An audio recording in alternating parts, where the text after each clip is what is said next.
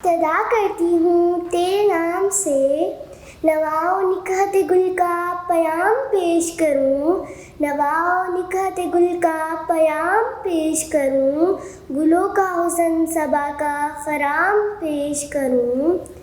حضور نظر گزاروں میں آپ گینا ہے دل، حضور نظر گزاروں میں آپ گینا ہے دل، کہ ارمغان درود و سلام پیش کروں۔ ہنستے مسکراتے بچوں کو سلام اور تعلیم و تربیت کرتے بزرگوں کو پیرا فاطمہ کا آداب۔ امید کرتی ہوں سب سننے اور دیکھنے والے خوش باش ہوں گے۔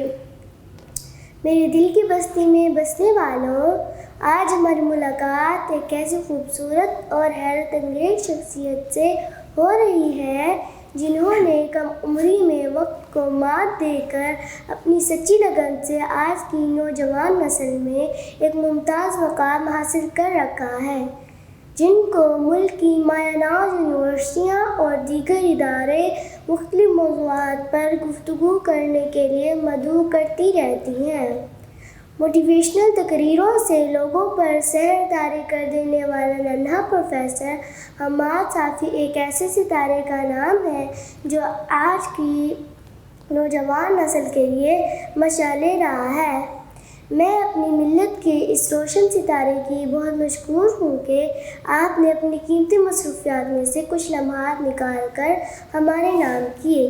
تو آئیے ان تمہیدی کلمات کے بعد حماد صافی صاحب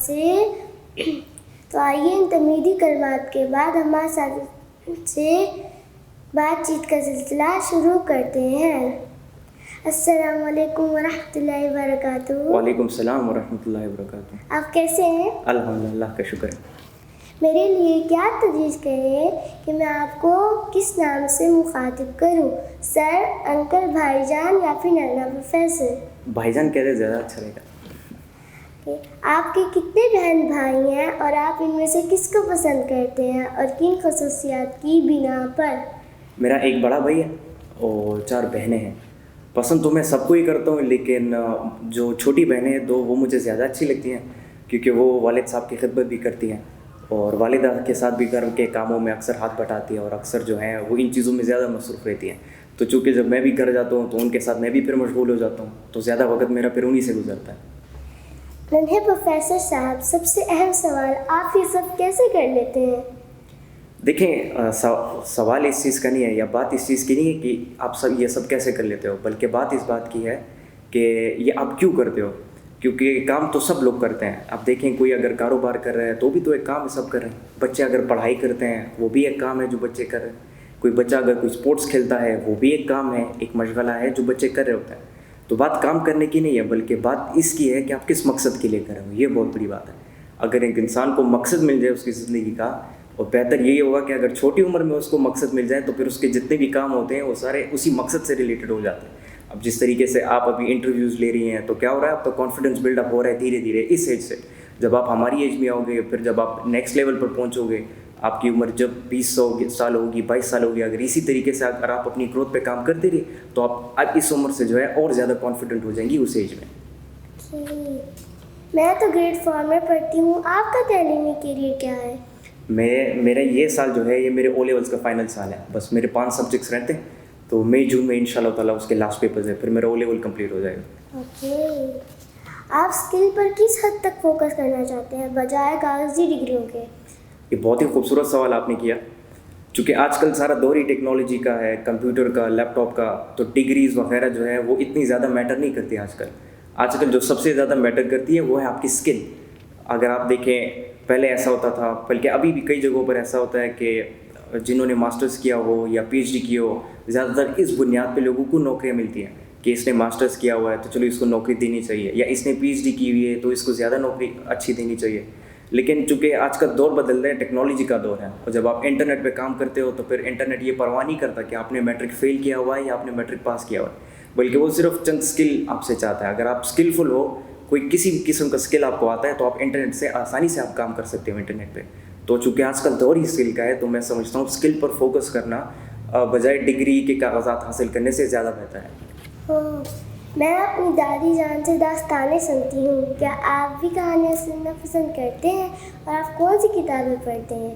جی بالکل، میں جب بھی اپنے نانا جان سے ملتا ہوں تو ان کے ساتھ بیٹھ کر وہ اکثر اپنی زندگی کی کوئی واقعہ کوئی کہانی ایسے بیٹھ کے سنا رہے ہوتے ہیں. تو میں ہوتا ہوں اور میرا بڑا بھائی ہوتا ہے اور میرے جتنے بھی ماموں ہیں وہ سب بیٹھے ہوتے ہیں. تو ہم سب جب ان کہانیوں کو سنتے تو بڑا مزہ آتا ہے ہمیں. اور اس کے علاوہ کتابیں میں سمجھتا ہوں ہر وہ کتاب پڑھنی چاہیے کہ جس سے آپ کو کچھ سیکھنے کو ملے، چاہے کس بھی کیٹیگری سے اس کتاب کا تعلق ہو. آپ چھٹی کا دن کیسے گزارتے ہیں؟ ہم تو مزے میں گزارتے ہیں. دیکھیں چھٹی کا دن مزے کے لیے ہوتا ہے کہ انسان اس کو مزے میں ہی گزارے.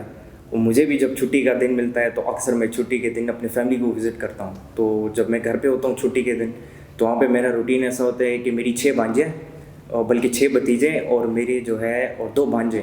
تو بس وہ سب کو میں اکٹھا کرتا ہوں. بس ان سب کے ساتھ میں پورا دن مشغول رہتا ہوں. بس ان کے ساتھ کبھی کھیلتا رہتا ہوں، کبھی ہم جو ہے کرکٹ وغیرہ کھیلتے ہیں، کبھی ہم اپنے فارم ہاؤس وزٹ کرتے ہیں. تو بس میں انہی بچوں کے ساتھ گھر میں مشغول رہتا ہوں. بس اسی طریقے سے میرے چھٹی کا دن گزر جاتا باقی ہے. بہن بھائی کیا کرتے رہتے ہیں؟ وہ بھی گھر میں ہی ہوتی ہے. اکثر اگر ہم کہیں باہر جانا ہوتا ہے کسی تایا ابو کے گھر، کسی ریلیٹیو کے گھر، تو وہ بھی ہمارے ساتھ ہوتی ہے. اور جو باقی 2 بہنوں کو میں نے آپ سے پہلے ذکر کیا کہ وہ میرے ساتھ گھر میں ہوتی ہیں. تو اگر میری بھتیجا گھر پہ نہ ہو، اگر وہ اپنی نانی کے گھر گئی ہوں، تو بس میں اپنی بہنوں کے ساتھ مشغول ہوتا ہوں. آپ کو ننھا پروفیسر کہا جاتا ہے، آپ کس حد تک اس پہ پورا اترتے ہیں؟ بہت ہی ڈیپ سوال ہے. دیکھیں پروفیسر جو ہے یہ ایک بہت بڑا عہدہ ہے، بہت بڑی عزت کا عہدہ ہے پروفیسر. یہ اگر کسی انسان کو مل جائے تو اس کا مطلب یہ ہے کہ اس معاشرے میں اس انسان کی عزت زیادہ کی جاتی ہے اگر جس کو پروفیسر بولا جاتا ہے. تو یہ ایک بہت بڑا عہدہ ہے، بہت بڑا عزت کا عہدہ ہے. اور میں اپنے آپ کو اس قابل نہیں سمجھتا کہ مجھے پروفیسر کہلایا جائے. میں تو پہلے ہی دن سے یہ بات کرتا آ رہا ہوں کہ بھائی میں پروفیسر نہیں ہوں. لوگ مجھے پیار سے ننھا پروفیسر البتہ بلاتے ہیں. اپنے نے جو ہے خیر ابھی تو ہماری عمر بڑھ رہی ہے اور بھی بڑھتی جائے گی. آپ کے پسندیدہ استاد کون ہیں اور ان میں کیا خوبیاں ہیں؟ دیکھیے مجھے اپنے جتنے بھی ٹیچرز ہیں وہ سارے مجھے اچھے لگتے ہیں. اس کی وجہ یہ کہ میرے جو ٹیچرز ہیں وہ ان کی اپنی اپنی سٹوریز اپنی لائف کی. ایک ٹیچر جو ہیں ان کا اپنے وہ ویڈیو دیکھی ہوگی سوشل میڈیا پر جو بات کرتے ہیں کہ انہوں نے کس طریقے سے اپنی لائف کا وہ ایک انسٹیٹیوٹ بنانا چاہتے تھے انگلش لینگویج اور کمپیوٹر سائنس سے سکھانا ہے. تو کس طریقے سے انہوں نے اپنی اس گول کا اس مقصد کا آغاز کیا، کتنی مشکلات سے وہ گزرے، لیکن انہوں نے ہار نہیں مانی اور کرتے کرتے کرتے کرتے آج ایک بہت بڑا انسٹیٹیوشن وہ بنا چکے ہیں. اور میرے باقی کے جو ٹیچر ہیں ان کی اگر زندگی کو آپ دیکھیں تو الگ الگ داستانیں ان کی زندگی سے، جسے اگر ایک انسان بیٹھ کے سنے تو اس کی رونگٹیں کھڑی ہو جاتی ہے. مطلب اتنی ایسی مطلب سٹوریز کے اندر ایسی واقعات آتے رہتے ہیں، ایسے حالات آتے ہیں کہ انسان سوچنے لگ جاتا ہے کہ ایسے حالات میں بھی کوئی سروائیو کر پاتا ہے. تو ان کی جتنی بھی سٹوریز ہیں میں نے جب انہیں سنی، جب ان سے میں نے ایکسپیرینس حاصل کیا، جب میں نے ان سے ان کے زبان سے خود سنی تو مجھے بہت زیادہ شوق ہوا. اور انہی سٹوریز کی وجہ سے مجھے اپنے سارے ٹیچرز اچھے لگتے ہیں. جو بھی ٹیچرز ہیں میں ان سب کو ایکولی سب مجھے بہت اچھے لگتے ہیں. آپ اس وقت جس مقام پر ہیں آپ کیسا محسوس کرتے ہیں؟ دیکھیں میں یہ سمجھتا ہوں کہ انسان جس مقام پر بھی ہو اس کو شکر ادا کرنا چاہیے، کیونکہ جو کچھ بھی ہوتا ہے وہ سب اللہ کی طرف سے ہوتا ہے. اور باقی جب میں اگر اپنی فیملی کے ساتھ یا اگر اپنے ٹیچرز کے ساتھ باہر جاتا ہوں، کسی جگہ وزٹ کرتا ہوں، تو تھوڑی سی پرابلم ہوتی رہتی ہے. لیکن چونکہ لوگ ہوتے ہیں نا ملنے آ جاتے ہیں، وہ کہتے ہیں تصویر کھنچوانی ہے یا یہ کرنا ہے وہ کرنا ہے. تو اکثر میں ایسا کرتا ہوں کہ میں ایک ماسک پہنتا ہوں اور ماسک کے اوپر میں کیپ پہنتا ہوں. تو یہ چیزیں جب میں پہنتا ہوں تو پھر مجھے کوئی نہیں پہچان سکتا. لیکن پھر بھی ایسے لوگ ہوتے ہیں جو اکثر پہچان لیتے ہیں ماسک و کیپ پہ باوجود. ایک دفعہ میں اپنے ٹیچر کے ساتھ جا رہا تھا، ہمارا لاہور میں پروگرام تھا. یہ میرے خیال سے یہ پروگرام تھا پنجاب یونیورسٹی میں، اس طرح کا ہی پروگرام تھا. تو ہم کچھ کلوتھ وغیرہ خریدنے گئے تھے. جب ہم پہنچے گارمنٹ شاپ پہ تو میں نے ماسک بھی پہنا ہوا تھا اور میں نے کیپ بھی پہنی ہوئی تھی. لیکن بات کرتے کرتے جو دکان میں جو بندہ کھڑا تھا اس ریٹیل شاپ میں، وہ میرے پاس آئے، کہتے ہیں آپ کا نام محمد نہیں ہے؟ میں نے کہا جی آپ کو کیسے پتا؟ کہتے آپ وہی حماد صافی ہو نا جو فیس بک پہ آتے رہتے ہیں، وہ ویڈیوز وغیرہ اپلوڈ کرتے رہتے ہیں. تو میرے ٹیچر بھی میرے ساتھ تھے، وہ حیران ہو گئے، کہتے اس نے تو ماسک بھی پہنا ہوا ہے، کیپ بھی پہنا ہوا ہے، صرف آنکھیں دکھ رہی ہیں، آپ نے اس کو کیسے پہچانا؟ جی ہم نے ان کے لیکچر بہت زیادہ سنے تو ان کی آواز سے ہم نے ان کو پہچان لیا. تو ایسے لوگ بھی ہوتے ہیں جو آواز سے مجھے پہچان جاتے ہیں. البتہ میں جب بھی باہر جاتا ہوں تو میری کوشش زیادہ تر یہ رہتی ہے کہ میں ماسک پہنوں اور ایک کیپ پہنوں اور یا ایک جیکٹ وغیرہ پہنوں اپنے آپ کو کور کرنے کے لیے. عام بچوں اور آپ میں مقابلتاً کیا تخصیص ہے؟ دیکھیں ہمارا کہنا تو یہی ہے کہ سب بچے ایکول ہیں. ہر بچے کے اندر اپنا ایک ٹیلنٹ ہوتا ہے. جس طرح آپ کا یہ ٹیلنٹ ہے کہ آپ بہت اچھا بول لیتی ہو، کسی بات کو اچھا ایکسپلین کر لیتی ہو، یہ آپ کا ٹیلنٹ ہے. اس طریقے سے باقی کے جتنے بھی بچے ہیں ان میں ایک ٹیلنٹ ہوتا ہے. اب ذکر کر رہے تھے وہ ذکر کر رہے تھے، وہ آپ کی کزن کے وہ چھوٹی سی ہے 1.5 سال کی عمر میں جو ہے اس نے کراٹے کلب جوائن کیا. وہ آپ 1.5 سال کی عمر میں کراٹے کلب جوائن کرے اور پھر وزٹ کیا جائے، بار بار اس انوائرمنٹ میں بیٹھا جائے، تو یہ دیکھیں بہت سی عجیب بات ہے. تو اسی طریقے سے جتنے بھی بچے ہیں ان سب کے اندر کوئی نہ کوئی ایسی اسکل ہوتی ہے، کوئی نہ کوئی ایسے ٹیلنٹ ہوتا ہے، لیکن بس فرق اتنا ہے کہ بس اس کو نکالنا ہوتا ہے باہر، اس کو پالش کرنا ہوتا ہے. اس ٹیلنٹ کا فرق یہ ہے. اگر ایک بچے کا ٹیلنٹ پالش کیا جائے تو بچہ بہت آگے لیول تک پڑھ سکا ہے. جس طرح میں نے پہلے آپ کو بتایا نا کہ ایک چھوٹی عمر میں مقصد مل جائے تو یہ بہت زیادہ بہتر ہے اس بات سے کہ آپ کی ڈگری حاصل کرو، PhD کرو، اس کے بعد جا کے آپ اپنی زندگی کا کوئی مقصد سے لے کرو. اس سے زیادہ بہتر یہ ہے. تو سب بچے ایکول ہیں، سب بچوں کے اندر ٹیلنٹ موجود ہوتا ہے، بس صرف پالش کرنے کی ضرورت ہے اور انہیں ایک انوائرمنٹ دینے کی ضرورت ہے. ملک و ملت کی تعمیر کے لیے آپ کی کیا عزائم ہیں؟